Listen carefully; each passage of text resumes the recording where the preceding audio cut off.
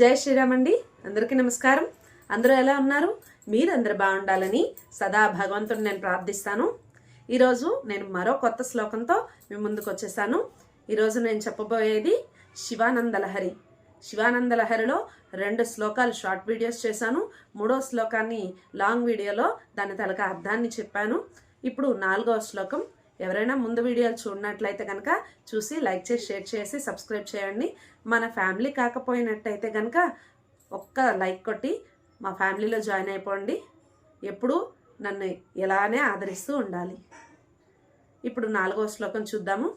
సహస్రం వర్తంతే జగది విబుధా క్షుద్రఫలధా నమణ్యే స్వప్నేవ తదనుసరణం తత్కృతఫలం హరిబ్రహ్మాదీనమపి నికటభాజామశులభం చిరం యాచే శంభో శివ తవ పదాంభోజ భజనం.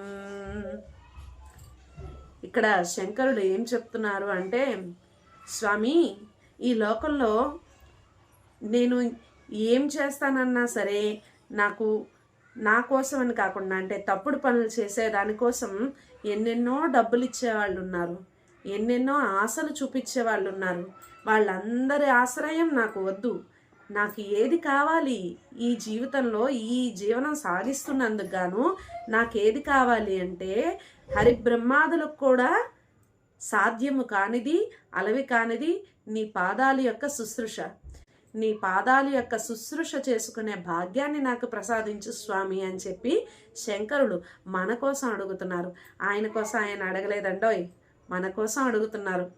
ఎంత చక్కగా ఆ శ్లోకంలో అమర్చారో చూడండి. అసలు ఆ థాట్స్ ఎలా వస్తాయో కదూ. మనం అమ్మ మీద చెప్పాలంటేనే మనకు రాదు. అట్లాంటిది శంకరుడు ఎప్పుడు కూడా 32 సంవత్సరాలు బ్రతికిన కాలంలో ఆయన ఒక్కరోజు కూడా ఆయన కోసం కాకుండా ఎప్పుడూ ఇతరుల సంతోషం కోసమే బ్రతికారు.